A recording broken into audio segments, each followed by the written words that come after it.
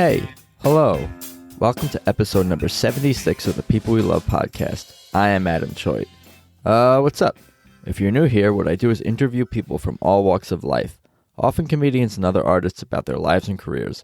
It's casual conversation, but I also ask everyone to highlight someone they love, someone who they admire, who influenced them, inspired them, or supported them. For more, check out peoplewelovepodcast.com. That's peoplewelovepodcast.com. And the Instagram handle is People We Love Podcast. And you can find me on Instagram as well, Adam Choi, my name, if you want to follow me too. And remember to tap subscribe or follow on whatever platform you listen to podcasts on. So, today's guest is comedian, actress, and fellow podcaster Genevieve Joy. Growing up in Greenwich, Connecticut with 3 siblings, almost by default, Genevieve was the funny one in the family. In fact, she never really tried to be funny, but everyone around her always thought she was. Eventually, Genevieve stopped fighting it and started pursuing stand-up comedy and hasn't looked back. Along the way, she's crossed paths with some amazing people, which included forming a close friendship with director, producer, writer, the legend himself, Garry Marshall. Let's just get started with this epic episode. Here's Genevieve Joy. So it's good to see you today, Genevieve Joy. Thank you for joining me on the Zoom here. No, thank you for having me. Oh, you got it. How are you holding up during this very fun 2020?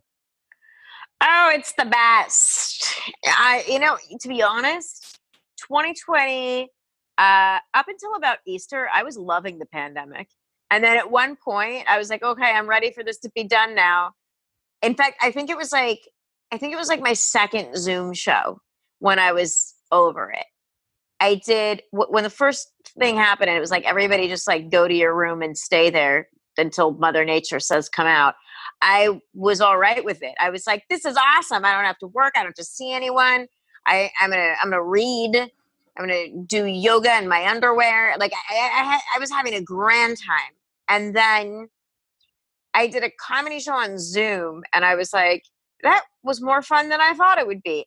And then I did another comedy show on Zoom and somebody said, yeah, this is what did it. Somebody said, this is the future of comedy. And as soon as I heard that, I was like, I want my life back. And that was it. I was over the pandemic. This is the future. It was those 5 words that suddenly I was not enjoying my quarantine. I'm like, fuck. Who said that? Another comic or an audience member? Oh, a number of comics have said it. Like, people are into this. Really?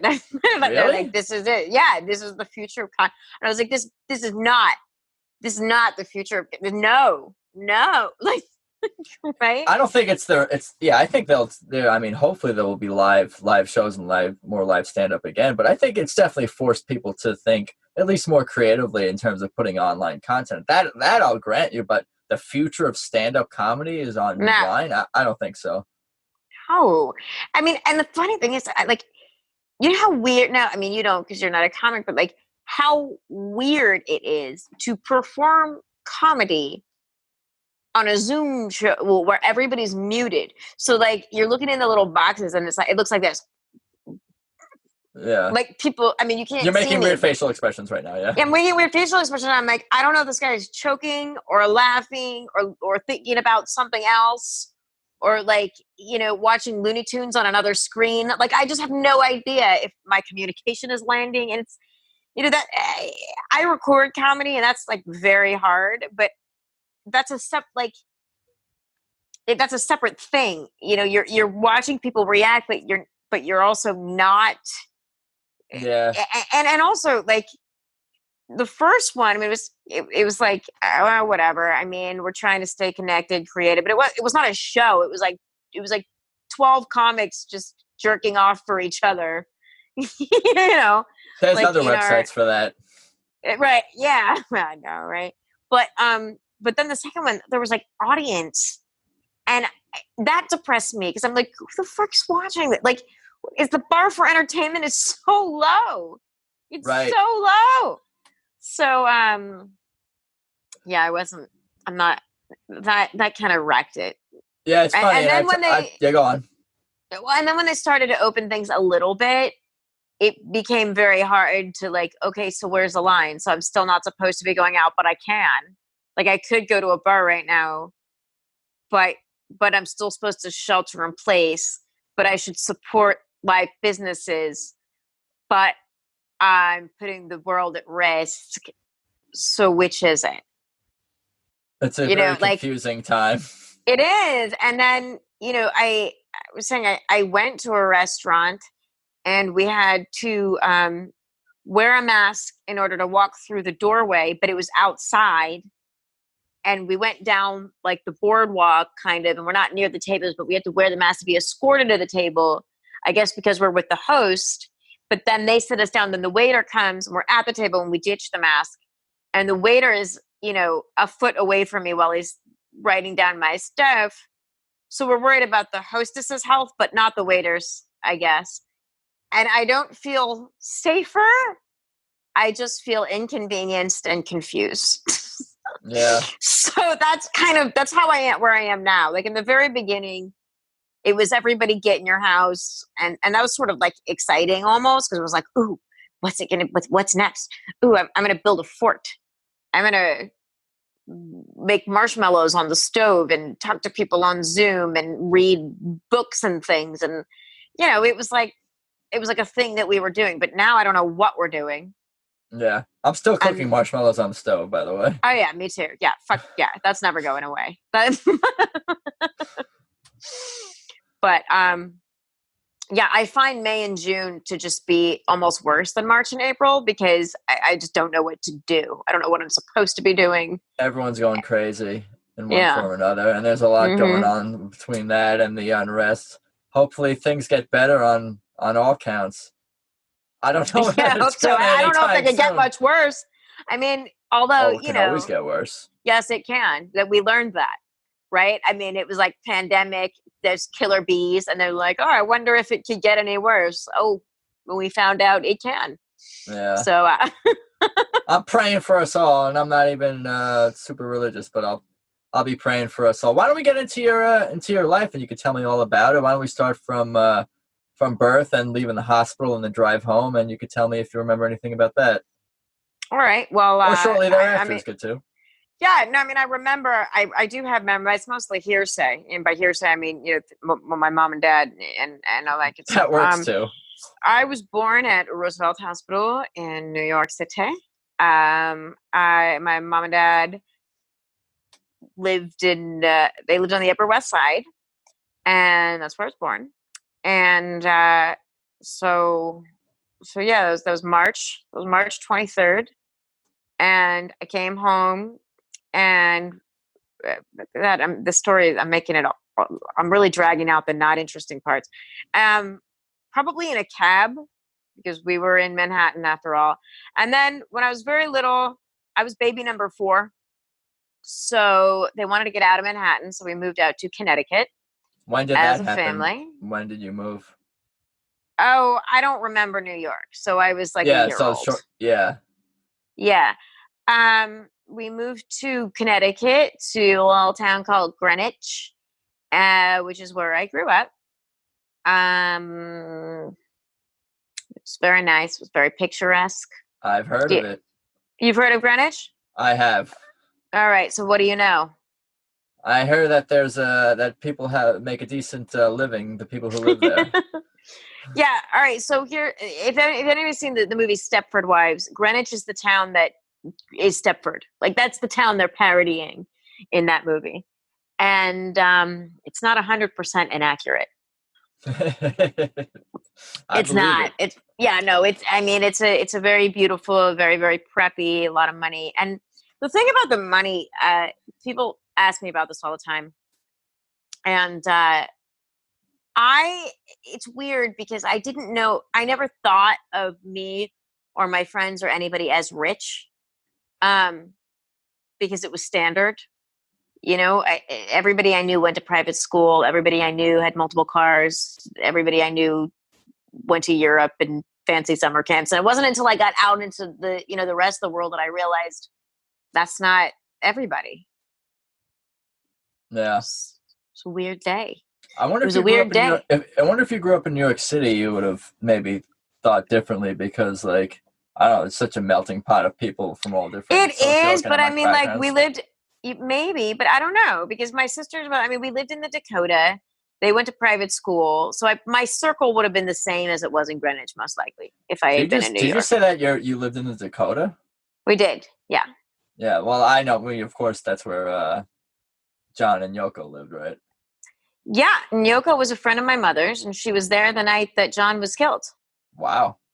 Yeah, my sister Vanessa used to be friends with Sean. They were the same age.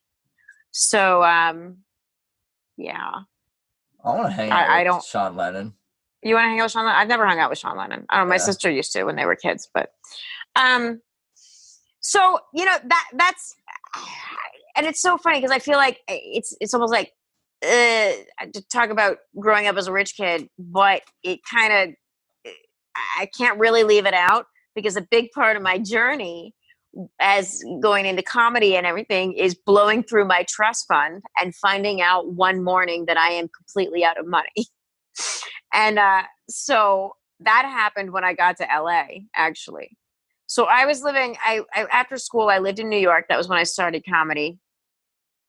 And I was living in an apartment, like this duplex on the Upper West Side, just doing stand up and then, drinking all night and sleeping all day and doing whatever I wanted. And then I moved to LA and I completely ran out of money. And that was when that was a Reality few hit years you in the ago. face. Yeah. Yeah. And that has been an interesting journey. The universe will teach us lessons. It's amazing. It's so, and I can't, it's like, I'm like, oh my God, I have no money. And then I'm like, I really can't complain about anything because I blew it all on God knows what, So, why don't we go back? Yeah, I was gonna. Mm-hmm. Why don't we go back a little bit and tell me more about your childhood and like elementary school and like what kind of kid were you? What were you into? I was a weird kid. So it's funny because people are like, oh, were you always funny as a comic? And I'm like, no. But then other people are like, yeah, you were funny. I never thought I was funny. I would say things intended to come out very serious or very nasty. And then they come out funny to the others. And then people would laugh and I'd be like, you're invalidating me. And they'd be like, no, you're funny. And I'd be like, ah, like that was the story. Like you felt misunderstood. Completely because and then years later I was like, I want to be an actress. And my dad was like, well, you need to try stand up. And I'm like, why would I ever do that? and you were resisting it. Well, I didn't, like the expression, like comedy is serious business. It's so, in my case, it's very, very true. I used to, now I say this now, this is how serious I really wanted to be. When I was a small child, I would ride my bike to the end of the street and there was this church there and there was a cemetery and I would ride it to the end of the street. That's as far as I was allowed to go. And I would go to the cemetery and look at all the dead people. And then I would cry because they were dead. And then I'd be like, that's so stupid, Genevieve. You shouldn't be crying because you never met them. And then I would cry because I never met them. And now I never would. Oh, man.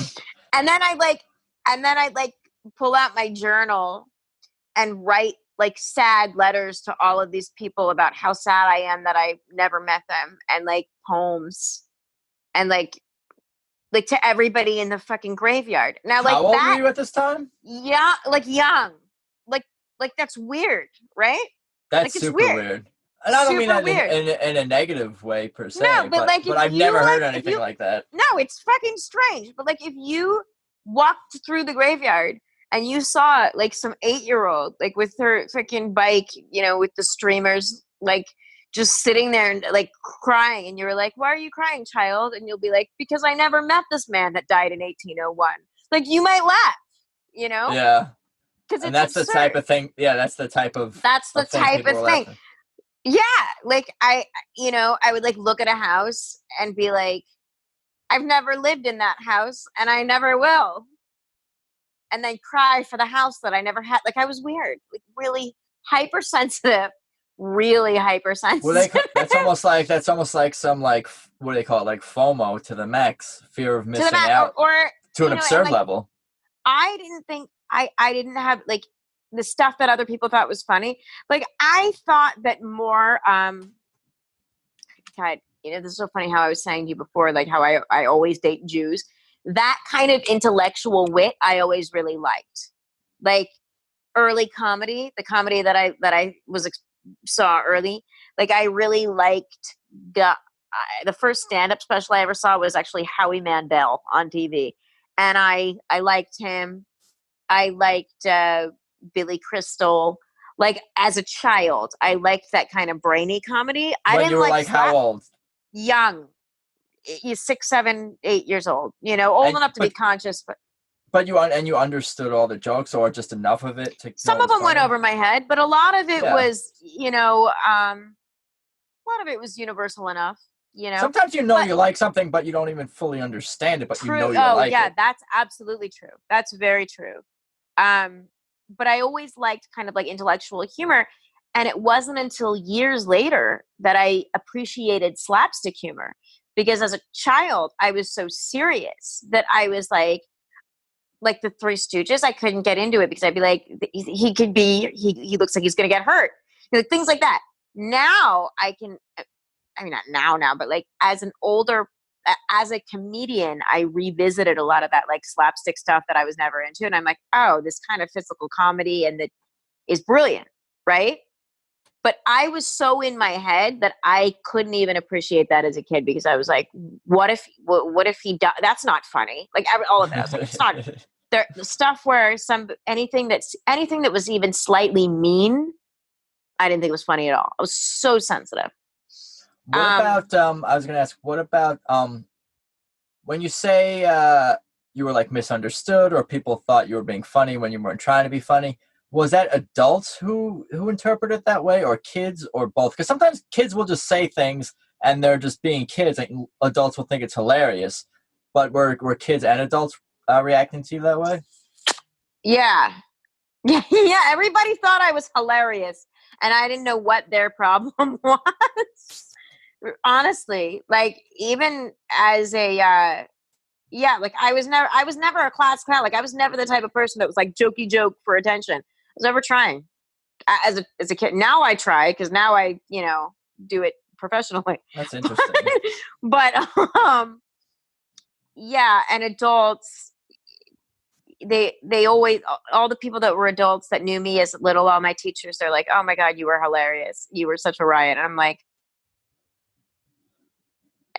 what did you do that was so funny? And were your siblings this way also? Were they funny and not trying to be funny too? Were your parents funny and not trying to be funny? No. You were different than all the others in this regard. Yeah. And it, it's very interesting. Well, I don't know if it's very interesting. It's very something. Worth noting. It's kind of like everybody in my family has like a role, like a weird, like we're all like my father is like the ham, like he's not a good singer really, but he sings and plays guitar and he's real like hokey. He's kind of the cornball, right? He doesn't think he's corny, but he's corny as fuck. My mom is a little caustic. My mom's thing is beauty. She was a beauty queen. She was a pageant person. She is obsessed with being beautiful. And she's magnificent, and she will fucking admit it. She'll be like, my looks are everything. That's my thing. There you go. My sister Vanessa was a real talent. She was a dancer. She was like a real talent. My brother was a jock, sports. My sister was the brainiac, my other sister. And I guess that I was the funny one. Oh, by default, but people outside your family thought it was the only thing left. Yeah. I was the youngest. And you were you said you were the youngest too. And I was the youngest. Yeah. Like, isn't that kind of funny? Like, Yeah, it sounds like you brought the comedy. That's what I got.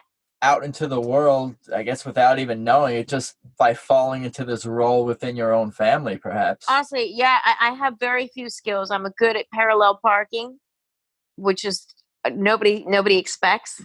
Nobody expects. No, they don't. Every time somebody watches me parallel park, they're mind blown. They're like, that is not a thing I thought you were going to be able to do. I'm like, Because you get it all and you get it in one shot every time. Is that what it is? I get it in one shot every time. I could squeeze into any spot. I mean, I'm like amazing at parallel parking, and I'm not good at driving particularly. Like anything where there's like danger involved or something can be broken. Like I don't. I mean, yeah. Like I don't have skills. You know? But for some reason, people are like, "There's no way you're going to be able to park this car." I'm like, "Oh yeah, that's my hidden talent." And I can break into Russian poetry. Also, could be helpful someday too. Weird party trick, yeah. Parallel parking and Russian poetry. Russian poetry. I know a bunch of Russian poetry memorized, and and I can make almost anybody laugh. And that's that. That's more helpful, I suppose, especially in your line in of my work. Profession. Yeah. So my dad was a Wall Street guy. I grew up in Greenwich. I was a little bit like a strange kid. I didn't realize that I was funny. Not really. I used to write things. I thought they were going to be serious. They always came out funny. I liked, middle school was a shit time. Yeah, I was going to ask about middle school, high school, and it's awful. Yeah. Middle school's terrible. Yeah, I mean, that's kind of how I feel, because like elementary school, you're a kid, everybody's a kid, and you're kids.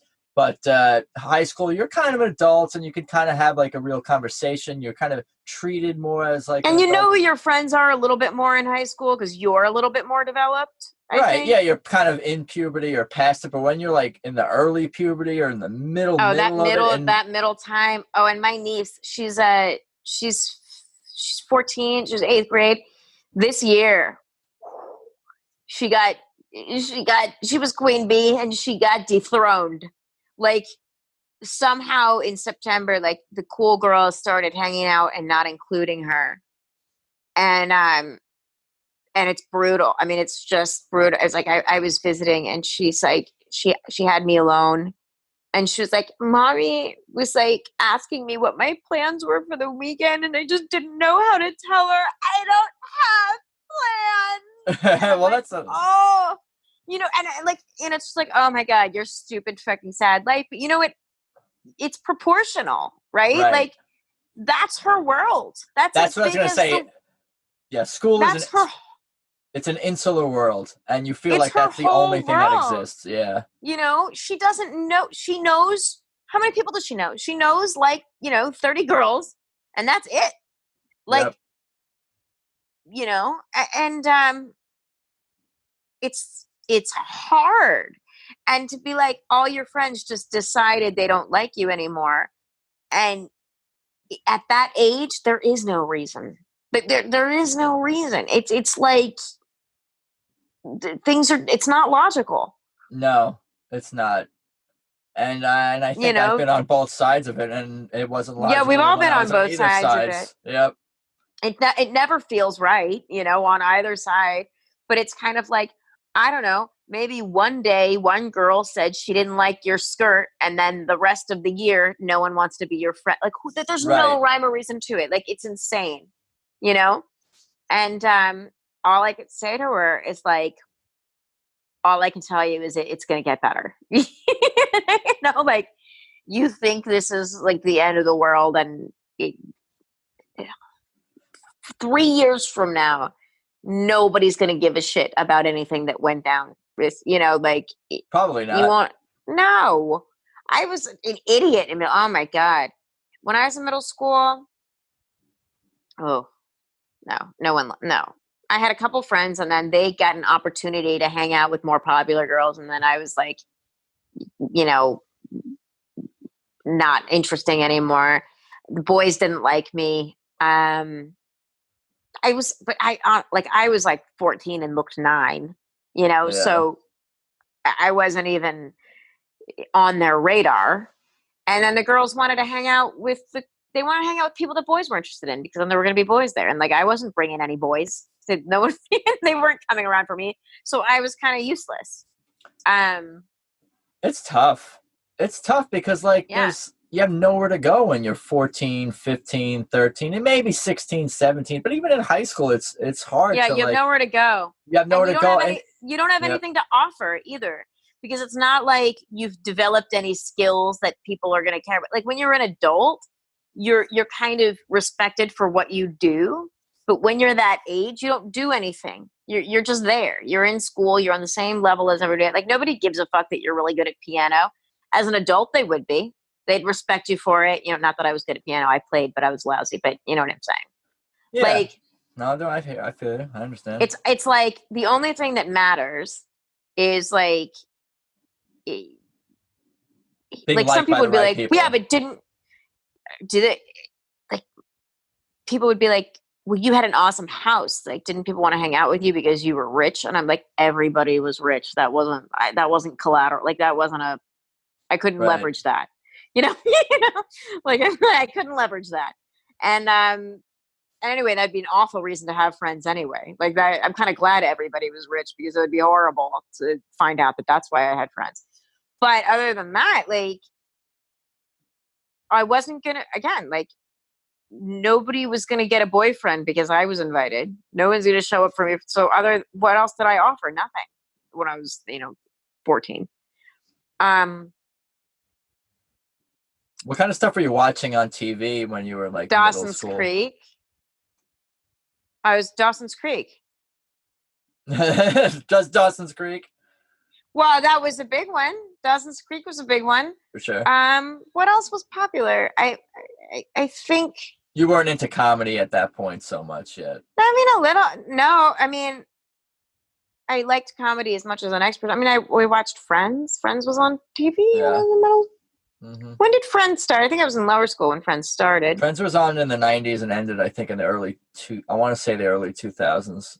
Yeah, okay. So Friends was on, but I wasn't even really into Friends because it was a kind of a grown-up show. Like, it wasn't like there was nobody on the show that was young, so I wasn't really that into it until later, because it was like a little over my head. What were my favorite shows? Well, I was younger, but like, the TGIF shows. Sure. Remember all those? Family Matters, Step by Step, Boy Meets World. No Blossom. I watched all of these in varying amounts, for sure. Blossom was my favorite. Well, Fresh Prince. But see, Blossom and Fresh Prince was on Tuesdays. Full, right? Like, and then the other ones were on Friday. Oh, of course I do. Planned out your whole, well, see, you had plans. Okay. Bam. Yeah, I didn't have fucking plans. I had TGIF. Weekend plan. Yeah, weekend plans. Yeah. Friday's the weekend. Friday night's the weekend. Right, but I mean, like, I wasn't out going to parties and things. Like, people who talk about, like, oh, I had sex in 8th grade. I'm like, with whom? Like, I'm stuck. Blows my mind. Yeah. I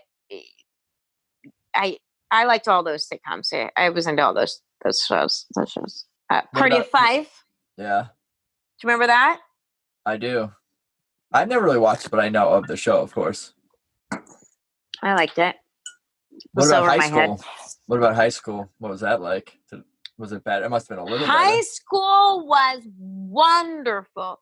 Really? So I graduated from Greenwich Country Day, which was a school that went through 9th. And that was like weird, because my 9th grade, which was everybody else's freshman year, was like a senior year, because it was like a middle school, right? And in the old-fashioned model, middle school ended in 9th grade, and that school was founded in like 1901 or something. Right. So 9th grade, we had a prom, we had a graduation, we had like all this stuff with like a little mini version, and then that ended, and like Country Day was like, I had a mixed experience there. Like, now I'm really nostalgic about it, but it was a hard age. So I didn't have the best time, right? And then I went and looked at different schools to go to for high school. And my mom suggested looking at this all-girls school called Sacred Heart, which was Catholic. And we're not Catholic. But I was like, I don't want to go there. She's like, no, it's just, we're going to make a list and you're going to see everything. It's really, really nice. Who knows, you might like it. I'm like, there's no way I'm going to go there. Right. Don't they teach religious stuff and wear uniforms and all this stuff at a Catholic school? Mm-hmm. Yeah. Okay. So I went to go see Sacred Heart with this whole idea in my head. Like, I'm only doing this to humor you, Mom. There's no way I'm going to go here. And I walked in and I was like, I want to go here. And the first thing I noticed about that school was how nice the girls were to each other. I hadn't seen anything like that, and I don't even remember. They all seemed like they were friends. They were hugging each other. Like, there was none of that in middle school. All the girls, all they cared about was what the boys thought. So you wouldn't be hugging another girl because they might think you were a lesbo or something, God forbid. You know, I mean, like, it was so all about the boys. And I realized, like, that's the problem, is that this age, it's like girls don't want to speak up in class. And I was always kind of very vocal in class because I was excited about, material and stuff. And excited about learning. That's weird. Yeah. But the girls in middle school, like, they were afraid of looking dumb, or they were afraid of looking too smart. They were afraid of everything. They were just consumed. And at Sacred Heart, like, all of that was just eliminated. And the uniforms made it so that it didn't really matter. Like, you didn't have to focus on your outfit or worry, oh my God, is this cool what I'm wearing? Am I going to get made fun of if it's not? Like, all that was just taken away. I've heard that pro argument for uniforms. That I am the biggest supporter of uniforms and of single-sex education. Huge supporter. Huge. Because the amazing time that I had in high school, it was wonderful being in an all-girls school. Is it because boys are a distraction in the academic world? Is that what it is? They are a distraction in the academic world. They absolutely are. And I think you guys are the distraction. Yes, we are. We are at that age. Everyone's distracting each other. Everyone's up there. You're having these feelings and these attractions that are new and overwhelming, and you don't know how to handle it or process it because it's happening to you for the first time. Like, it's confusing and it's overwhelming, and there's a place for it. And if you can just not have that be there for a few minutes while you're trying to, learn, like, that's good. And, yes, people are like, oh my God, but you're not going to have a boyfriend. I wouldn't have had a fucking boyfriend anyway. Guys were not interested in me. They were not. Like, no one was looking my way, okay, when I was 15. So I wouldn't have anyway. And I went to acting school on weekends, and I met boys, and I had male friends, and, I had guys in my life. But Monday through Friday, it was just the girls, and in our, and everybody dressed the same. And that was a universal equalizer. And, the truth is, like, being a privileged rich kid or whatever, there were kids at that school who didn't have a lot of money and couldn't dress the way that the rest of us could afford to. And I think it was it made for everybody to feel a lot more comfortable because, like, think about it from that perspective. In a community where everybody has so much money and a handful of kids are there on scholarship and they don't, and everybody, first of all, everybody already knows, but to have it be so blatant that you're different, and because you're the poor one and you're like the charity one, like, no kid should have to feel like that. They shouldn't have to feel like that. If they're going to be thrown into that, I think it's much healthier and better for their self-esteem. So to not have to be the only kid not wearing designer clothes in school. One less thing to worry about, for sure. Yeah. And, so I'm a big supporter of that. You said you were taking acting classes as well. How did that come about? Well, I always had an interest in acting classes, and my mom had studied in New York with Stella Adler before, quitting and giving up on that. She had started out as an actress. So there was a weekend program for kids, for teenagers at Stella Adler Conservatory in New York. So on Saturday mornings, I went into the city and spent my weekends in the city. You took the studying train acting. to the city or what? Mm-hmm. Yeah, I took Metro North to the city. Just you? Well, you're old enough in high school. Whatever, By 14, 15, 16, yeah. When I was for 13, no, my mom went with me. But by the time I was 16, I was taking the train by myself, yeah. For sure. That must have been fun. Good experience. That was a great experience. Yeah. And it was cool because then I got to be like a city kid kind of on the weekends. And right. So, yeah. No, high school was wonderful. It was really, I have nothing negative to say. And also, I think religious education is a good thing too. I think theology should be taught in schools because it's such a huge part of life and culture. And people graduate from school and they have no understanding of what belief systems are driving the people around them. Like, they have such a vague understanding, and even people who call themselves Christians and call themselves Jews, like, they have such a vague understanding of their own creeds, because a lot of it went parents, out in one ear and one out the in one ear out the other a lot for me. But how many people do I know that call themselves Christian, that grew up, quote unquote Christian, but their parents were never educated them on what it even means. Right.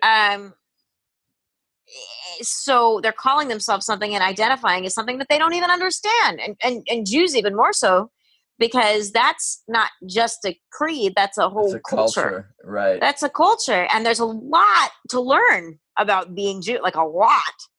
And the whole responsibility of that is on the parents. It shouldn't be. Everybody should know. And if you're not that thing, everybody should have some understanding of all of the religions, just so that we know how to communicate with each other.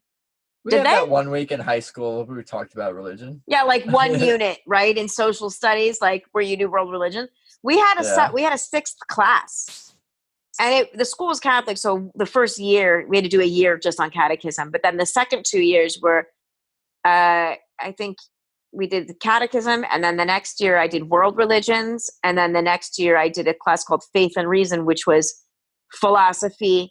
It was religious texts against philosophical philosophy texts and comparing the ideas. What was your family? What was your family's religious background? My family, I was brought up in the New Thought tradition, which is post-Christian. It was a movement that came out of the Transcendentalist movement. Do you know anything about that? Just the meditation.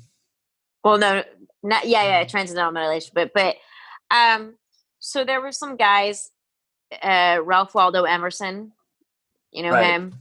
I do. Thoreau, you might have read some Thoreau in high school. Yeah, these guys. Yeah, Nathaniel Hawthorne, Walt Whitman, Bronson Alcott, who's the father of Louisa May Alcott. They were this group of intellectuals of that were all friends, and they were basically disgruntled Christians who felt that that spirituality was really antiquated, and a couple of them, like Horace Mann and the Peabody, they went into education, and they felt that education was really antiquated, and they completely redesigned education as we know it. But these other guys, it was like Emerson was a minister, and he got kicked out of being a minister because he wouldn't do communion, because he thought this is like this weird tradition that doesn't mean anything to people anymore. And we've evolved spiritually, mentally, and as far as our capacity for understanding the world around us. Why is religion not moving forward and evolving? Why are we clinging to things that don't make sense? Why aren't we looking at the stories of Bible and Jesus and going how is this useful, instead of believing in things that don't even make sense anymore just because we're supposed to, and we have this fear that we're going to go to hell, which is insane, Yeah. so they basically took all of the mysticism and insanity out of religion and just kind of boiled it down to logic and science. Usefulness. Yeah, like science, like how things work and why they work and how the laws of nature are. Emerson wrote a brilliant essay called Nature about how like the laws of nature and the laws of spirit are kind of the same. Like, and that's in the Bible. If you are reading the Bible from a point of view where you're like with Open eyes. if you're reading the Bible, like really, you'll see, like Jesus said things like, as you sow, so shall you reap. Like that's farming advice, but it's also spiritual advice, right? So, you know, the way the world works is the way the world works on a physical level and on an emotional level and on a spiritual level. And that's kind of what the New Thought movement is about. Doesn't sound like it was an issue though for you to enter this Catholic school, even though you weren't a Catholic. It seemed like you got a lot out of it, and your family was supportive and encouraging of you to go to the school. And it sounds like a great experience, despite it not being your religion. Wasn't my religion, but I understand the religion now, and I didn't, and I have a lot of respect for it, and you know, I can actually talk to Catholics on their level without, you know, and I think that that's good. Were there a lot of non-Catholics at the school as well, or you might not even know? I guess. No, there weren't. It was more Catholic than not. Sure. I mean, but I don't know. I'd say 70-30, maybe 60-40. That's still a high. But I guess I don't know what the percentage is in generally with these private Catholic schools, but that sounds pretty high for the amount of non-Catholics. But you know, it's a credit to the school that it's a good school and the kids are getting it. It was a good school, and it was also it was a private school, not like a Catholic. Like it was. Sorry, I'm. It was more a private than, like, it wasn't run by the church. It was started by the Order of the Sacred Heart Nuns, but it was not run by. It wasn't like run by the church. If that makes sense. Gotcha. No, that makes sense. And what about after high school? What did you think your plans would be, or what you're going to major in, or did you go to school, or like where do we go next? I did. So I went to a college called Hamilton College in upstate New York in Adirondacks, which was a really nice, it was small. It was like under 2,000 in the whole school. And I looked at a bunch of places, and people were surprised by that choice, because it was not like a theater school. It was a liberal arts. It was preppy. It's kind of like an extension of Greenwich, really. But the reason I chose that was because I knew kind of like deep inside that I was going to end up in going to New York afterward. That wasn't even that I knew. And I knew that I was going to want to end up in entertainment and doing kind of exciting things. Performing. And yeah. And I mean, I wanted to be an actress. So, yeah. So the idea that I would ever live in like a little mountain town and have that kind of college experience, I was never going to have it again. I was never going to live in the Adirondacks. I was never going to be someplace rural, you know. So I wanted to have that college-y experience of like. That's a lot of foresight for someone young to have, to think, oh, in my life, in my future, I'm probably not going to be in a small town, small school environment. So let me have that now. I did not think that far ahead. I don't think I've ever thought that far ahead in my life. I mean, I was like, I'm going to live in New York City. So I don't want to go to school in New York City because I'm a city rat. That's going to be my world. So I got 4 years to do something totally, you know, let's do it. So I actually, when I was 18, I did a semester abroad. And I didn't, usually people do that in the middle of their college experience. I did it first. So when I was 18, I actually went to Scotland and spent 6 months in Scotland in my first semester at the University of Stirling. And then I started Hamilton. Interesting. How was the Scotland experience? Wild. So I had never drank before. Like I didn't drink in high school. I had my first boyfriend the summer between high school and college. And when I got to Europe, like, oh, fuckity fuck, like I went nuts. Like that was it. Like I was drunk the entire time. I discovered this drink called Bacardi Breezers. They were delicious. Hi, Mom. Is your mom listening? Oh, Hi, she Mom. knows. They She know. knows. This is not news to them. I was insane. Like within a week, like, oh my God, sorry, I'm getting a interruption. I was just, it was a blur. It was a You had a good time. blast. Oh yeah. My, friends, I did mushrooms when I was in Scotland for the first time because these maniacs that I was living with were growing them. They got like a hallucinogenic mushroom growing kit and put them in my tea. And unbeknownst to myself, I did a bunch of mushrooms. Like, yeah, and it's so funny. Yes, and I talked to my friend Abigail about it because I talked about that on my podcast, and she called me from Scotland, and she was like, "I was listening to your podcast, and that was right ignorant of us to put drugs in your tea. I'm really sorry about that. Like, I was like, that was really bad. I mean, it was funny, you know." And I'm like, it was. But like, yeah, like if something bad had happened, like they drugged me. Yeah. And yeah, but it was great. It was really fun. I'm not mad about it or anything. But I hung out with these goth people, like people I never would have known or been friends with. Like I don't know why I got somehow swept up into this like goth crew, and they were the nicest kids. They were all nuts. Like they were all super nice. It was a really interesting and awesome time. And then I had to come back, and then I had to start a new school in the middle of the year. And that was a hard adjustment because I was sad to be away from all these friends I'd just bonded with, and they already were all friends, and it was cold. Right. Yeah. So that was like, eh. But then by the second year of Hamilton, I was really happy.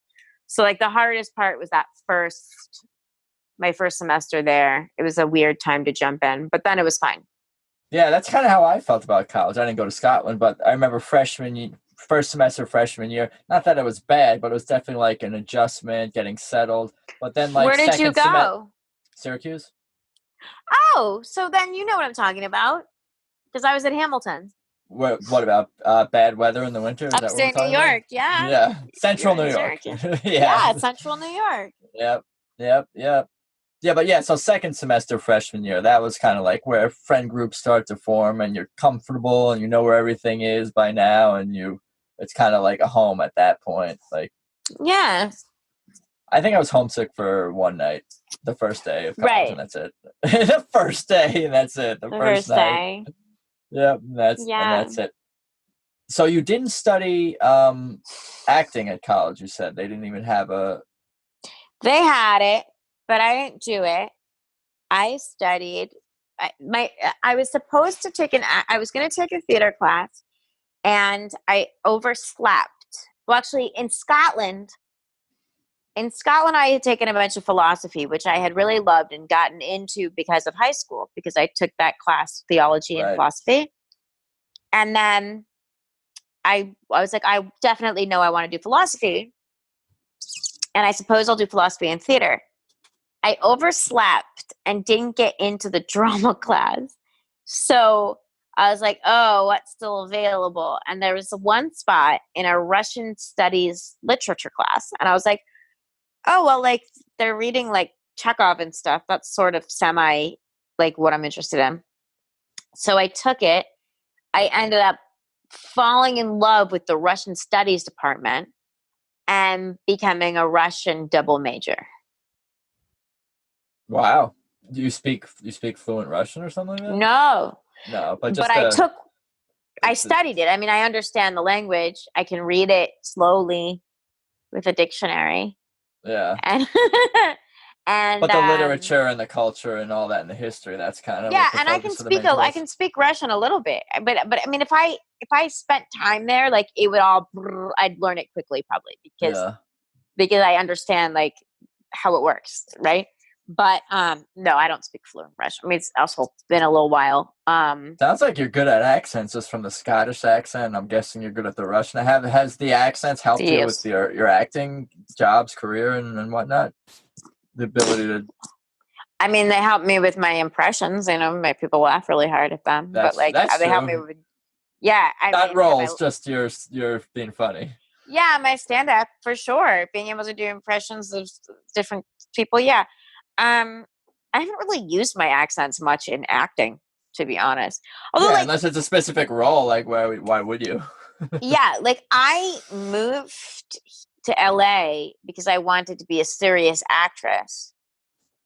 Always, I'm trying to be serious. Like the world won't let me. That's what I get. Yeah, it seems like you're always trying to be serious. You're trying to be serious with your friends, your family, not be funny. You're studying Russian literature and all this. Yeah, it's not. That's like heavy stuff, right? Heavy stuff, very heavy. Yeah. Heavy.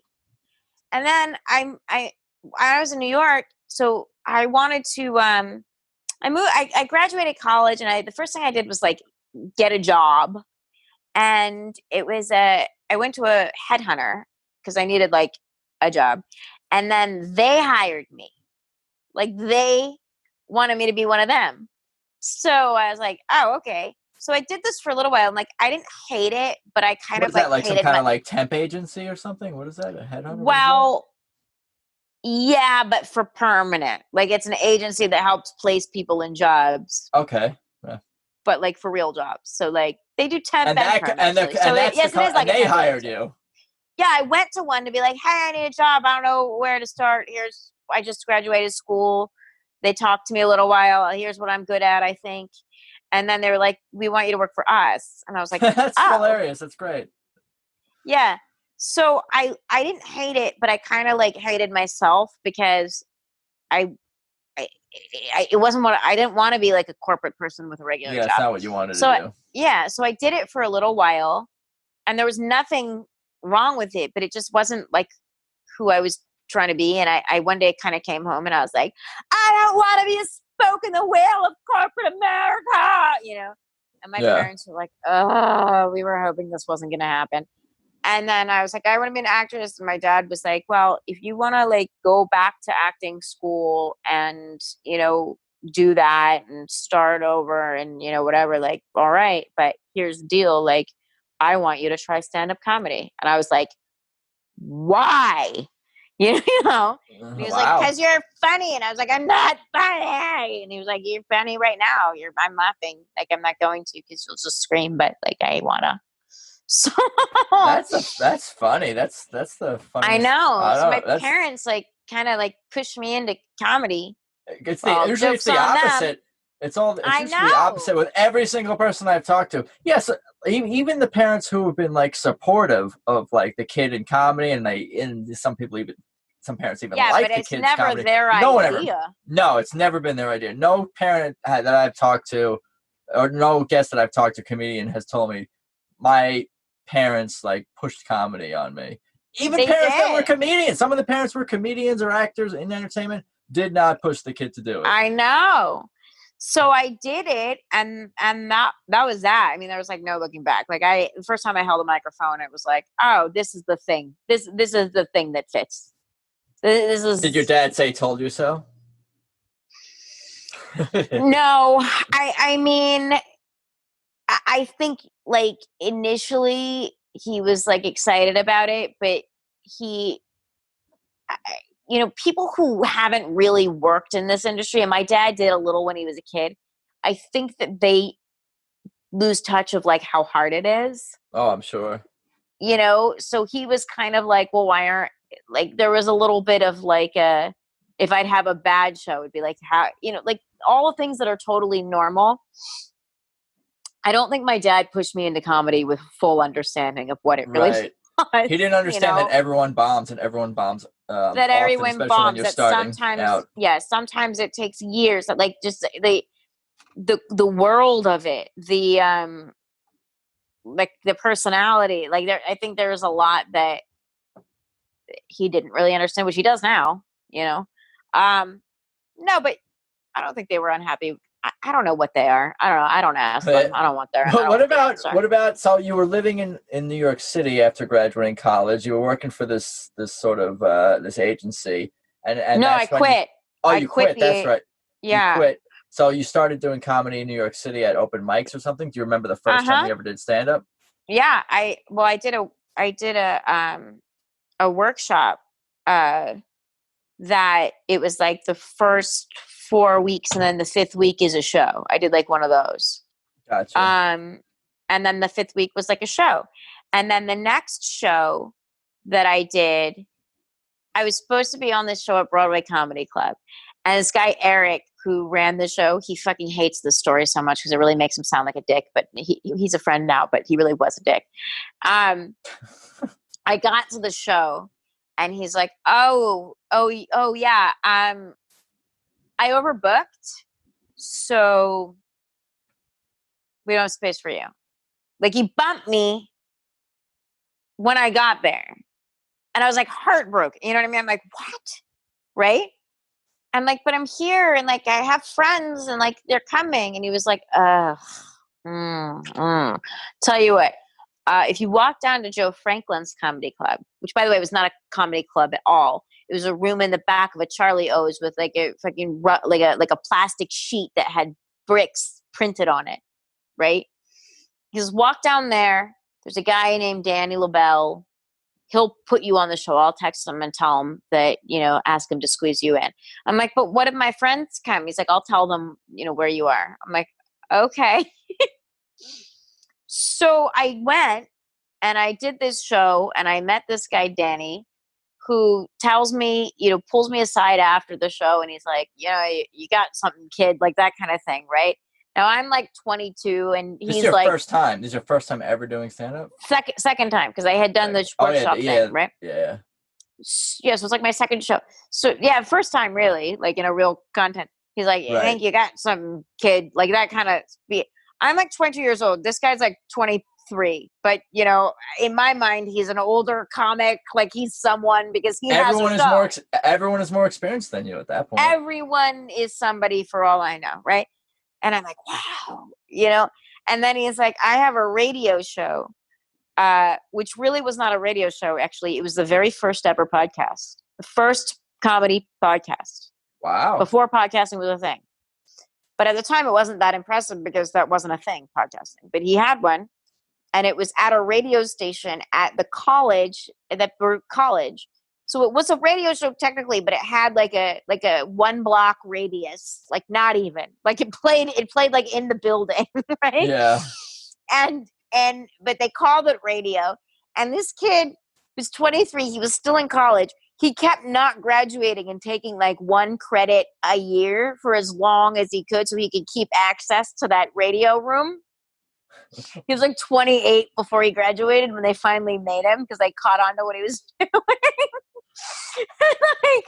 So he's like, I needed some help on the show. Do you want to be like an intern where like it'll be your job to like greet all the guests and talk to them? And now the guests on that show were,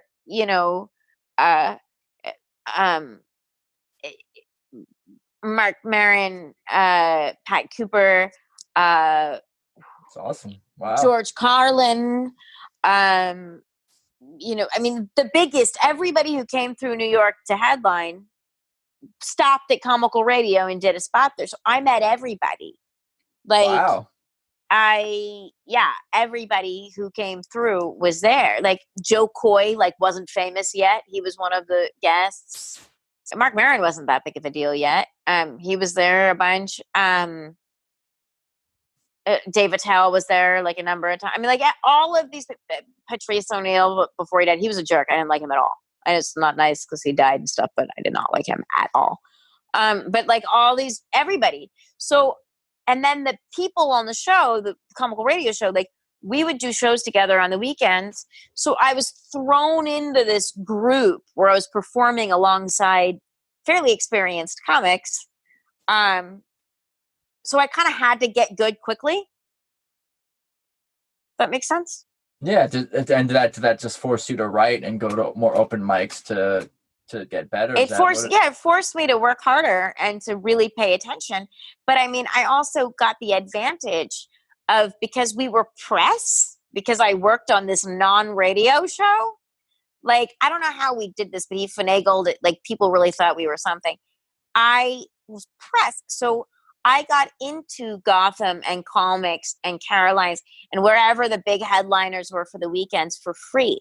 So for like 4 years, if I wasn't at a comedy show performing, I was at one of the headliner clubs watching the best, watching all the pros and being there in person and getting to know That's them and great. hang out with them and talk to them. And yeah, I just like on my time ops, a picture of me and JB Smoove like popped up from like 10 years ago. You know, like I met everybody and it was very exciting. So that was really cool. That was a very good kind of like launching into this world. Do you remember any of the things that you wrote about and your material and what you performed in those Oh, early it was days before you? bad. Yeah, no, my material was bad. I was Bad in what regard? Bad, like like, unfunny, or just what? no, just like, yeah, not funny. I mean, it was fun. I mean, look, I was never unwatchable or anything like some Right. people because, you know, I'm me. But since you're better now, it's hard to think of. It's you don't want to think about a Oh time no, where my you were not as material was good. shit. No, I mean, my material was, it was weak. You know, I didn't know how to, you know what, the reason why I think it was weak is because I didn't trust my own, I have a different style of comedy um, that I didn't know how to do yet. Like my style of comedy is very, it's ranty, it's high energy, it's anecdotal, it's personal. It's not like set up punchy jokes. I have some. I open on like a set up punchline joke because I want a guaranteed laugh right up front and that's planned. I have closers that are like jokes, right? But my act is really just me. It's more my personality, right? And you don't really know how to do that as a new comic. As a new comic, you're learning how to tell jokes, and that's a part of the process. So my act was, it was. I mean, it was lousy. It was like it was like, but bum kind of, and the jokes were not necessarily really true or interesting. At one point, I went through a phase where I was trying to tell like dirty stuff, which is not that it was bad. It doesn't work for me. It's actually for me when I tell dirty jokes, it's distracting because of what I look like. Because I'm a girl, it's like their minds go somewhere else. As soon as I start Yeah, talking about sex, the minds go somewhere else. I've heard that from comedians before. Like just talking to a comedian, he was telling me that I was doing good on stage. Everything was doing. He's telling me about a set. We were talking about a set he did, and he was like, "Yeah, everything was going really good." But then I made like one like sort of off color, dirty joke, and the audience didn't didn't like it because at that point the audience saw him as a clean cut guy and a nice guy, and even if his Mm-hmm. joke was funny, the audience was just not gonna. They were just not gonna go for it from him because they didn't feel like it was him, I Yeah, guess. to It's me, like that kind of I thing. think, They put you in a box in a sense, which can be good or bad, I guess. well, I think that with the dirty stuff, I think that unless it's so funny, like so funny, it that the people are laughing so hard that they're not thinking about it, it turns people off. Yeah, unless that's your brand kind of thing. Yeah, but even, yeah, and if it's your brand and for some people, you know, whatever, but I think that to me, like when I hear people going really dirty, like sometimes it works. Some people can pull it off, but sometimes it just grosses people out Right. and it puts them off and it makes them uncomfortable. And I don't know if that's what was happening with me, but like as a girl, like I have a joke that I don't even think is that dirty of a joke. Like it's a joke about this is what it, and this is as far as I go now. This is the furthest I will go. And Go even for it. this, I have to be like, I don't know. So it's a joke about my niece being 5. And like at that age where they watch you in the bathroom and you've just got no private, that kind of thing. So my niece follows me to the bathroom. She climbs under the stall and she's like, and I'm like, get the fuck out of here. Right. And we go back to the table and the child announces in front of the entire family, I saw your vagina at the table. And I'm like, no, you didn't. And she goes, yes, I did. And it was big and it was hairy. And I said, my vagina is not big. Get it? Do I get it? Yeah. Because the other part is true. Well, maybe, right? But it's a joke, right? Yeah, I got you. Here's the thing. It's funny. It gets a big laugh, right? But then anything else I say, nobody's listening. They're just sitting there wondering if my vagina is in fact hairy. Right. They're still thinking about that's that. Where their mind, that's where the men's mind is. And I've been followed out of a show being like, so is it true? Because like, I'm into natural women. I'm like, guess what? I don't give a fuck. Like, yeah, that's like a tricky that kind of thing. And it's like, okay, that might be really funny to me. That might be really funny to my friends. That might be really funny. But I'm alienating part of the audience by telling that joke because a lot of the people in that crowd, they're not going to hear another word I say now. Yeah, you're not alienating them, but they're distracted or they're gonna they're distracted. Lose focus. They'll lose focus. Yeah. So there are things that work for some people that don't work for, but like for me, like when I see to be honest, like when I see a guy who's like an ugly guy talking about like banging chicks, it makes me uncomfortable because I don't believe him. And I just think, who the fuck, like there's this comic who's like, he's old, he's out of shape, he looks like shit, and he talks about like, so like, I have to change my phone. It's like all the chicks in my phone are like guys' names so that like my girls, they can bed with me. And she's like, oh, your buddy Michael's calling again, and I'm like, who the fuck do you think you are? Like, first of all, I don't believe him.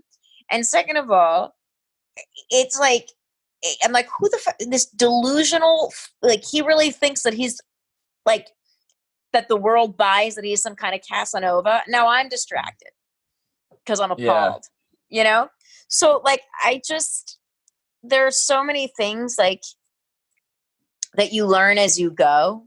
For example, like what's going to work for you, what's not going to work for you. And to me, people ask me a lot. They're like, are the things you say on stage true? Like, are any of them true? And I'm like, all of them are true. Because I can't make up a story and sell it. I can't sell something that's not the truth. Right. I got you. I was going to ask about, we can finish this conversation, but I want to ask about if Garry Marshall had any influence on you or his movies up to this point in your life, and then we'll get into LA, you moving to LA. But I wanted to ask if, because I feel like it's a tricky thing with like comedians talking on stage, especially with personal stuff, because you know you're sharing with the audience. So is it weird for an audience member to come up to you after a show and comment about something you said on stage? Obviously, the thing about your niece seeing you in the bathroom may not be the most appropriate, and probably isn't appropriate, even if you're mentioning it on stage. But is there is there a fine line? Because it's creepy, But is there a fine line? Is there a fine line between what's appropriate to talk to a comic about after a show and what's not appropriate? Because you're the one saying it publicly. The comedian is up there telling people this. But does that give an audience member a right to come up to you and comment about something, even if it's that's a line neutral? That's a line because on the one hand, it's like you're performing, right? So it's like you're talking to them, you're sharing things, but you're sharing things for the purpose of being entertaining in the moment. And one problem with being an entertainer and being somebody who something too like comedy, where the whole point of it is to connect with people and make them feel like they're your friends in the moment. Like you're talking to them. It's not like music where you're just kind of performing, but everybody on stage feels like it's you and them, right? Everybody in that room. That's why people feel intimate. like they can come up to you and tell you and say maybe inappropriate so that's things even. The tricky part is it's like they feel like they've bonded with you sometimes, and they haven't. Yeah, I as an audience member who goes to a lot of comedy shows, I feel that, like, especially the comedians I like, I feel like I've connected with them, and and I can almost sometimes catch myself being like, oh, I want to say this comment to them, that comment to them, make this joke to them, but then I'm like, oh, maybe that's not appropriate, or maybe they'll I think there is sort of a blurry line of what's appropriate and what's not appropriate. Like, like when people come up to me and they tell me that they really liked what I said, or like when people come up to me and they're like, I hated The Irishman too, like I like that, Yeah. But, and I think that's where the responsibility kind of is on me, where I know that could happen. And it's like, do I need people to have a mental image of what I've got going on downstairs that they're going to be thinking about and wanting to talk? No, so like, it does happen, and you kind of have to be aware of it, because like I have a friend, right, who went out with a comic, a friend of mine, a guy who's a host. He hosts at the Comedy Cellar, and he's a friend of mine, and we all went out together, and she was totally taken by him. And she's like, I want to I want to meet him. I want to go on a date with him. I'm like, well, you want to meet him? Like, go to his show and say, you met him with me, and maybe he'll have a drink with you or something. Right. And she's like, we had such a connection. And I'm like, I don't want to invalidate how you feel. And like, maybe you did, but you should also probably keep in mind that this man is the host of the most prestigious comedy club in the country. It is literally his job to make everybody in that room think that they have a connection. She's saying she felt like she had a connection just from watching him perform? And talking to him for 10 minutes afterward. Like there was something, and I'm like, but that's what he does. And a guy who's the host is not just a guy who's got to be good at comedy. He's got to be charming, because you're staying because he's asking you to stay. You may want to go home and be like, I'm done. I've seen enough. And he's the guy that comes in the middle and convinces you not to leave after your favorite act, went on already. Yeah. That is their job, is to be charming. That's their job. Yeah. It's not that it's impossible that the guy likes this girl, but she should be aware. He didn't. He told me that she should be aware of these facts, though. Aware of these things. He didn't like her, and he wasn't interested in her, and she was like so convinced that they had a connection. And I was trying to say it nicely. I was like, but that's what he literally does for a living, is convince people that they have a connection with him, so that they don't want to leave. Yep. Like that's a skill. It's what he does. I got to work on that. I got to work on that. So tell me about any Garry Marshall movies. Okay, so the deal with Garry Marshall is tell me about his journey, and then we'll get into LA and go from there. Sure. So the story, my story with Garry Marshall is actually really funny. So my whole story about Garry Marshall and why he was really influential and all of that is because when I was living in New York, I told my mom and dad at one point that I wanted to move to LA. And there were a number of reasons. Like, I had been living in New York for a long time. I'd been doing stand-up there. And it was also like it was home. And I wanted to try something different. And I had always kind of like fantasized about LA. And I had a boyfriend in LA who I wouldn't have moved for him, but like if he had been in New York, I might not have come. Does that make sense? I think so. Yeah. There's another reason to go. Yeah. Like it wasn't a serious relationship or anything, but like there was a guy in LA that I was really crazy about, and I had come out and visited a number of times. And so anyway, so I have that going on. And then I also have like just all this kind of, I want to make a change and everything. So my mom tells me that she knows one person in LA, and she's like, I don't even know if he'll remember me. It was a long time ago, but you should call his office. And who knows, like maybe he'll take you to lunch or something. And it's Garry Marshall. Wow. Now I knew that my mom knew him when she was an actress here years and years and years ago.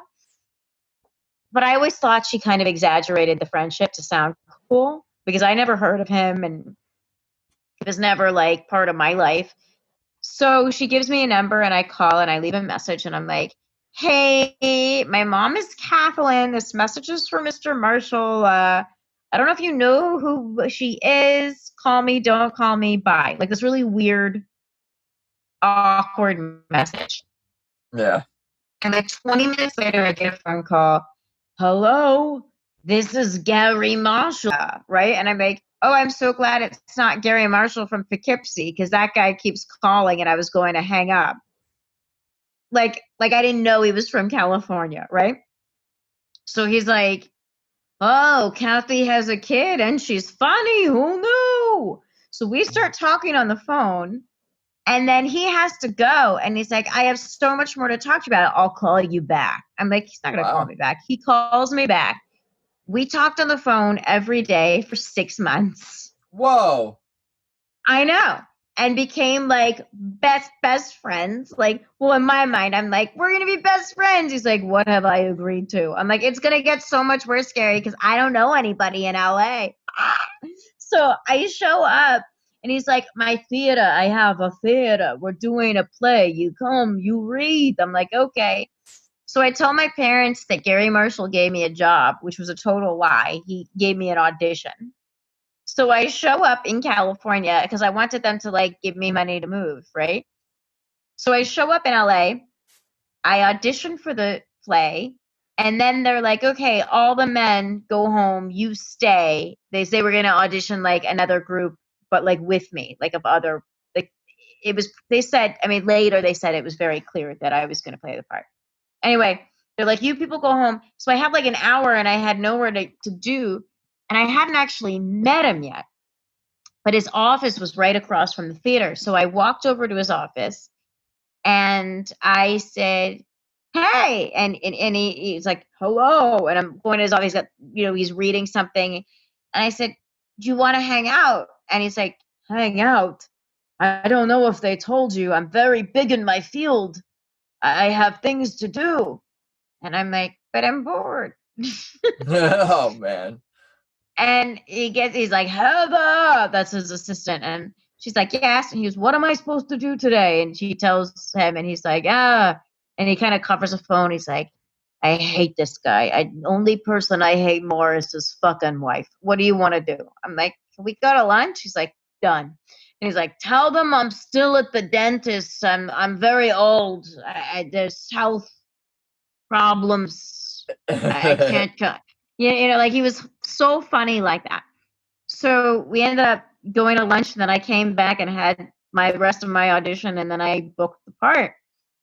So then I was working at Garry Marshall's theater, and that was my first job. So I was around him all the time, and he was just a delightful man. Like he was the coolest guy ever. He was hilarious.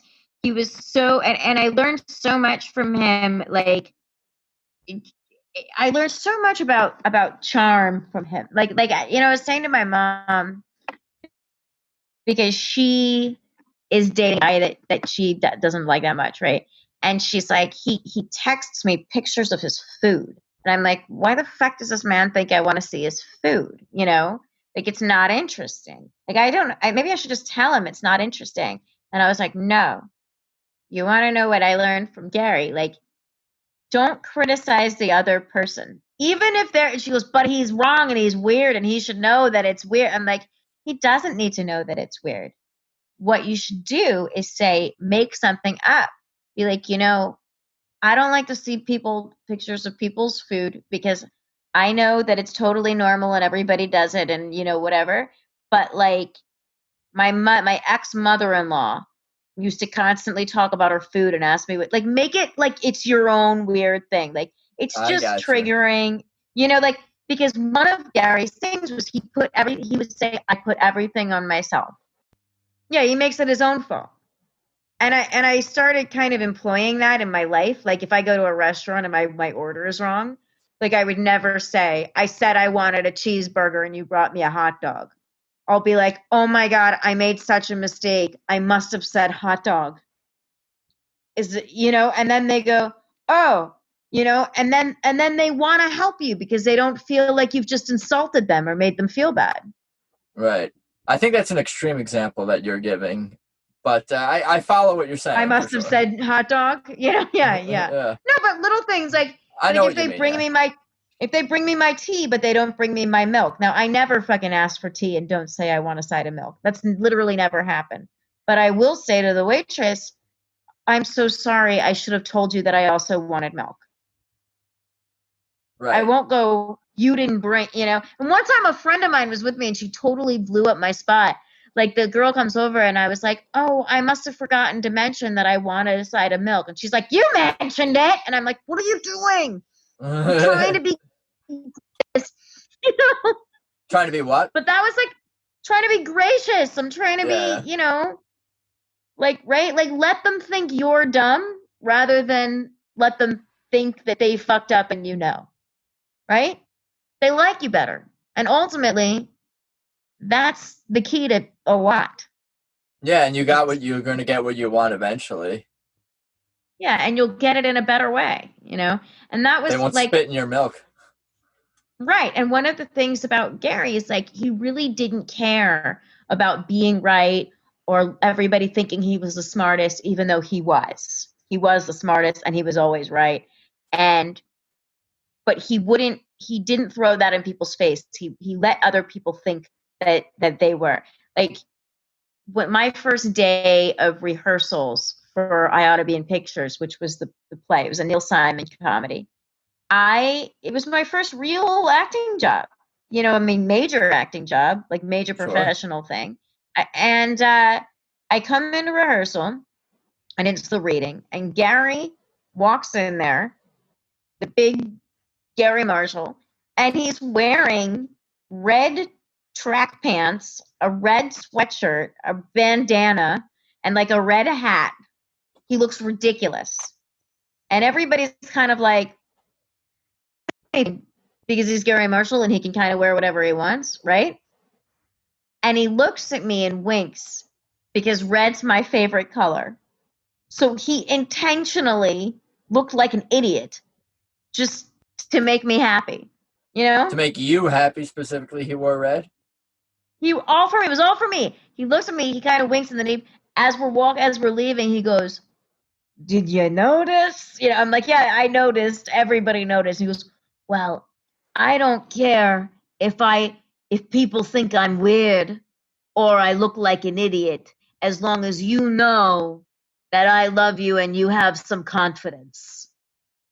Like, wow. He was, and then it was the opening night. He was like, I just want you to know I'm not going to wear that outfit again. Like, I'll do it in the rehearsal, but there's going to be real people at this thing. Like, yeah. I was like, I don't need you to do it again. Wow. But like, that's just the kind of person he was. He really would go way out of his way to make people feel special and make people feel confident and good about themselves. And that's why he was so beloved. And people his movies, like like Mother's Day, like Valentine's Day, like, these were not good movies. They were like dumb movies. But every celebrity couldn't wait to say 3 lines in his movie because people just wanted anything he was doing. Everybody said yes. If he was going to be there, they would be there. Gotcha. What were some of the when you said you were talking to him on the phone for like 6 months? What were those conversations? What did you guys talk about? Everything. Everything. Talking about comedy, talking about movies we liked, things we liked. He wanted to get to know me. I talked about boys with him all the time. That was his favorite. He loved hearing about my sex life. He was fascinated by it. Yeah. One time I had a boyfriend who had, some trouble getting it up, and Garry gave me his Viagra. Wow. This was in California. He didn't mail it to you in Yeah, New York. that was in California, but like that kind of thing. I mean, we talked about all of that. We talked about family stuff. He knew my mother, so we talked about my mom. I'd run jokes by him. I wrote a play that actually it ended up debuting right after he passed. But he read every draft of everything I wrote. Wow. And he gave me tips, and we talk about it and our goals and everything. I mean, he was an easy person to talk to, and he was fun, and he always had something interesting to say. And I mean, he had stories that were like hilarious. When he first wanted to write jokes, like he went to a comedy club and there was this comic on stage, and he was like, "Hey, I listened to your act and I had some ideas for jokes for you, and I wrote them down." And the guy took his paper, I took a lighter and set it on fire and threw it in the trash bin. And he was like, "I guess that was my first flaming rejection." Wait, so he wrote jokes for you. Like, he wrote jokes. He wrote jokes for you. He didn't write. No, he didn't write jokes for me, but like he wrote jokes for comics. He was a writer on Dick Van Dyke. He was a writer he wrote for Joey Bishop. I mean, these are names from like the 40s, He was a writer for the Lucy Show. And then he started directing. He produced, The Odd Couple, Happy Days, Laverne and Shirley. Before that, and Mork and Mindy after that. Yeah, his resume is insane. It's insane. Mork and Mindy actually happened. The reason why Mork and Mindy happened is because Gary's son wasn't watching Happy Days, and it drove him nuts. And he was like, "Scotty, like every kid in America loves my show. You're the only one. Like, why don't you want to watch my show?" And he's like, "No aliens." And that's literally how that happened. So he's like, he walks into the writing room and he's like, "We need an alien." And they're like, "What?" And he's like, "On Happy Days, I need to find a way to put an alien on Happy Days. Maybe somebody could have a dream." And so the idea of Fonzie has a dream, and then who was going to be the alien? He was having a conversation with Penny, who's his sister, and she said, "There's a guy I know. He's in my acting class. I mean, he's kind of a weirdo, but like he's funny, and he does these characters, and one of them is an alien."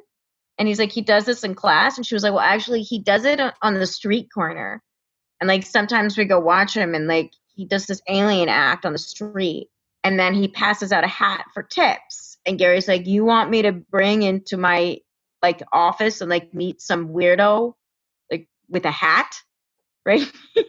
And she said, "Well, it's always a very full hat."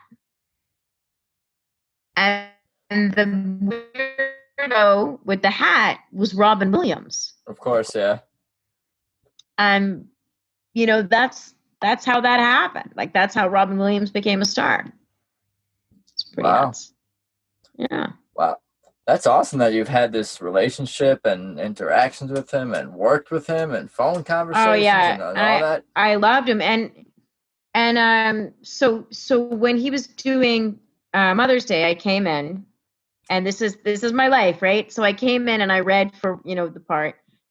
And one of them was kind of an emotional scene, and I like had to cry or whatever. And I talked to him after, and I said, "How was my screen test?" And she looked at me, he goes, "Yeah, you read good, but you weren't right for the part." And I'm like, "Which part?" He's like, "Any of the parts." I'm like, "Now that's impossible, because there's like 10 million parts in this movie. Like, there's no way I'm that bad an actress, And he goes, "Well, it's not that you were bad. It's that you cried, and it made me want to laugh. And I thought I have a better idea.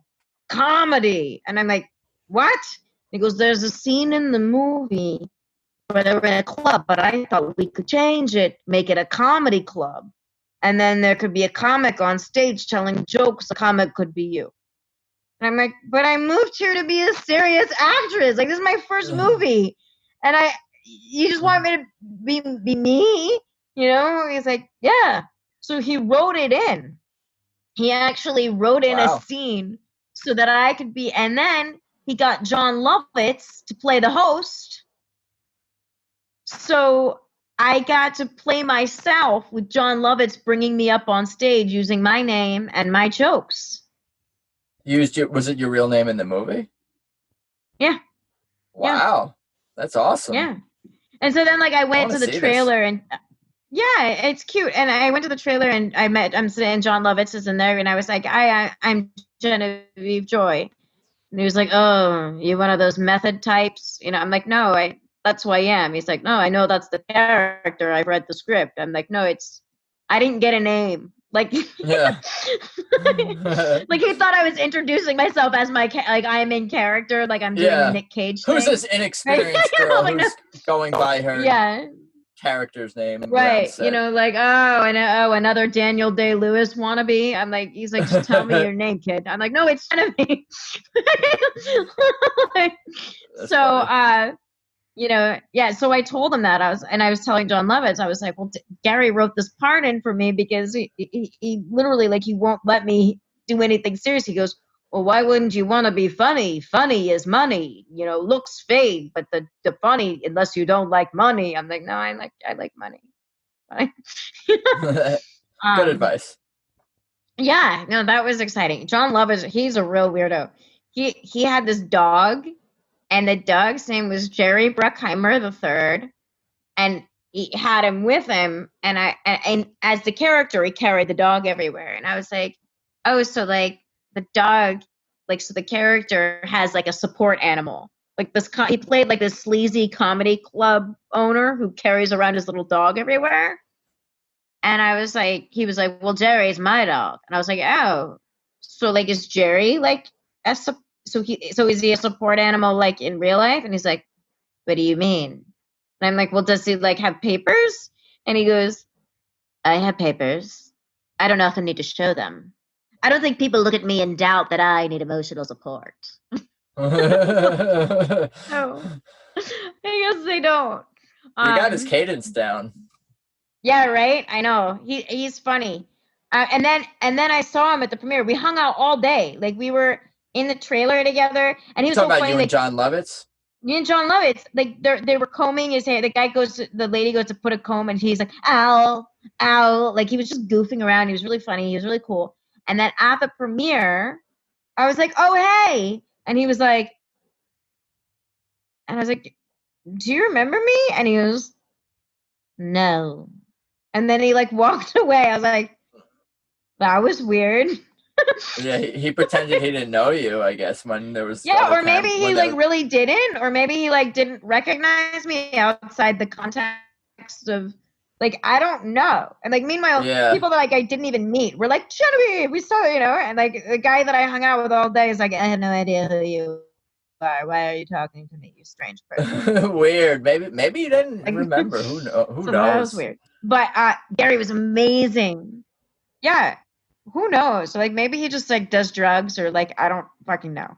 But Garry was amazing. So when I went to go do the shoot, they sent me to wardrobe, and they're like, oh, you're playing a comic. So they wanted to like put me in like jeans and like, you know, I don't know, like androgynize me because I'm like playing a comic.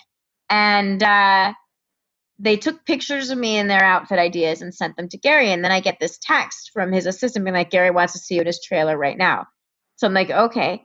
So I go like to find his trailer, and there's like, people are like, where are you going? What are you doing? And I'm like, I'm looking for Garry Marshall. And they're like, is he expecting you? I'm like, yeah, I'm in the movie. Like, so I go to the trailer, and he's like, bring me the flat thingy with the iPad.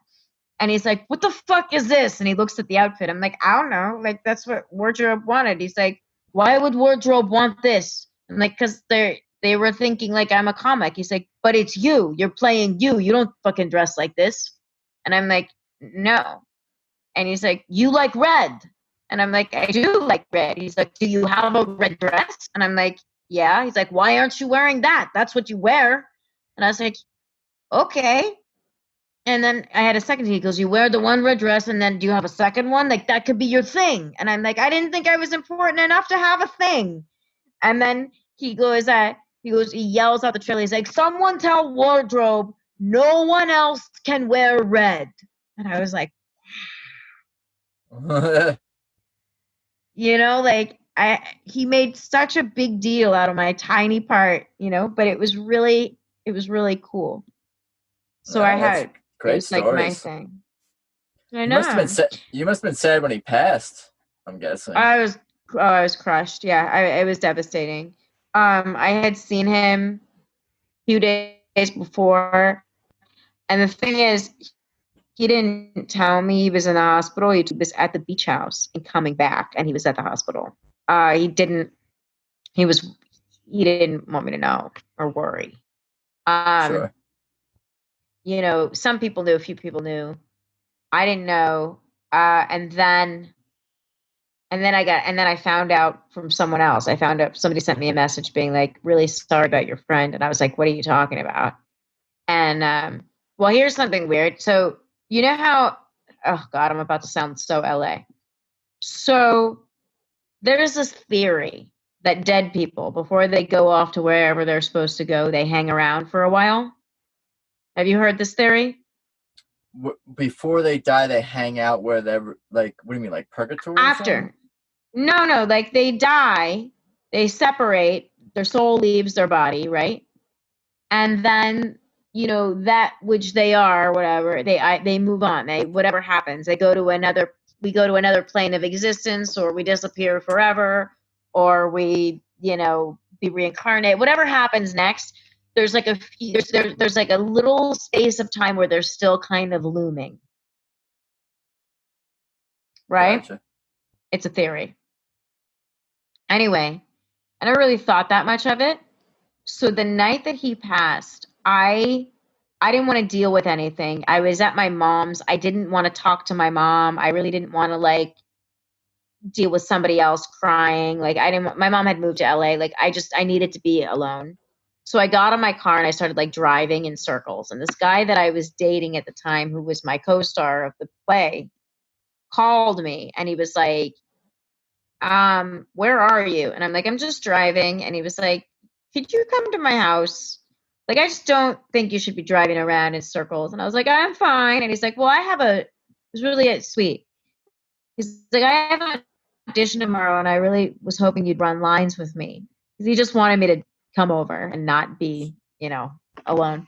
And I was like, well, Sure. if you really need help, I guess I'll come over, you know. So I come over and we go to bed. We just kind of, you know, and he's not pushing sex or anything. He's just being very nice and there for me. And I start to fall asleep. And I swear to God, Garry Marshall screamed in my ear. He had died that day. And I'm lying in bed and I hear booming in my ear. And I'm not asleep. It's not a dream. I'm dead and you're not even going to fuck?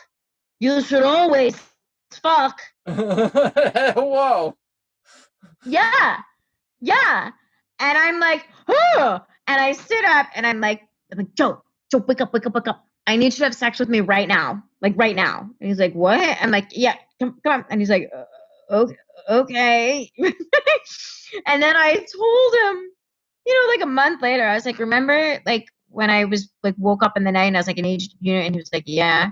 And I'm like, you know, that the reason for that is because Garry Marshall like talked to me. Like he like came in the room and he was like, you need to fuck. And he was like, I believe you. And I'm like, what?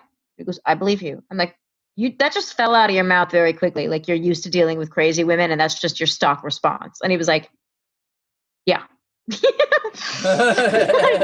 Like, I believe you. I'm like, I don't think you believe me. I think that means you don't believe me. And he's like, well, I don't know what is weirder. It's like, I don't know which part of this is more disturbing, that you think that this happened or the fact that like then we did it, you know? Yeah. Wow. So anyway, I know that was really funny. So yeah, that was my like, so like my last communication with him was like him calling me, telling me he was still at the beach house. He was going to be home soon. And, you know, I mean, our last exchange was, you know, I love you. I'll see you soon. But then our last exchange was him saying, I'm dead and you're not even going to fuck. You should always fuck. Yeah. great mentor, a great mentor. Even looking out for you from, I think he just wanted you to be happy and comfortable and enjoy yourself. That's of course. what it seems like. And he was, I mean, and he was a big supporter of everybody fucking. Like, if the answer is fuck or don't fuck, it was always fuck. Always. He was a big fan of people fucking. Yeah. What a beautiful man. What a beautiful man. We miss him dearly. Yeah, amazing. Yeah. Wow. It was very what special stories. Day. Great stories. I feel like I've taken up so much of your time. I appreciate it, for real. Thank you. Well, it's been fun. It's been awesome. Great stories. Great stuff all around. Is there anything else you wanted to talk about? I know there's a lot more that you've done and worked on in LA and has happened in LA. Yeah, well, summarize it, but I know. I have a podcast too. I have 2 podcasts actually. Yeah, go ahead and plug and promote, and I'll give you the floor. I will. My one podcast is called Just Genevieve, and that is on iTunes and wherever pods are casted, like Spotify and all that stuff. It's called Just Genevieve, and that's just me. There's no guests. It's just me. Just me. And then I have a second podcast called More Than Just Genevieve, and that has guests. And that one is available on Patreon. Now, it's open on Patreon, so if you get the app and you sign in, you can listen to it. You don't have to pay for it, but you can. And, you should join the thing. But that one has interviews with other people, with other comics, and some non-comics. There's an interview with my 9-year-old niece that's great, and it's just like me talking to people who make me laugh. And those are my big things right now. Since we're in quarantine, I don't really have any shows. Are we in quarantine? We're not in quarantine. We're not in quarantine anymore. We're in half quarantine. I don't know what's going on. Well, I don't have any live shows to promote, but I do have my recording. So what were the name of those 2 podcasts one more time? Just Genevieve, and the second one, which is on Patreon, is More Than Just Genevieve. Gotcha. And where can people find and follow you on social media? Social media at Catfight Joy. I'm on Facebook, but I'm also on Instagram at Catfight Joy, Twitter, and now TikTok. I have 2 posts and like 5 followers. So if anybody wants to be number 6, Catfight Joy. Catfight Joy on those platforms. Gotcha. Cool. Yeah. Well, I'll let you enjoy the rest of your evening. It's been a lot of fun. Great stuff all around. So I'm going to be processing this conversation for a while, I feel like. Yeah, it's a lot. I know. We covered a lot of ground. We did. Thank you again. And I'll let you enjoy your evening, and we'll talk soon. Thanks. Bye-bye. You got it. Have a good night. So there you have it. My conversation with Genevieve Joy. That was a lot of fun. I really appreciate Genevieve taking the time and sharing so many stories with me. And Garry Marshall really did seem like an amazing man, a funny man, and a supportive man. Anyway, for everything about this show, of course head to peoplewelovepodcast.com. And I think that's about all I got for today. I appreciate you guys listening. Thanks as always. And let's talk soon. Peace.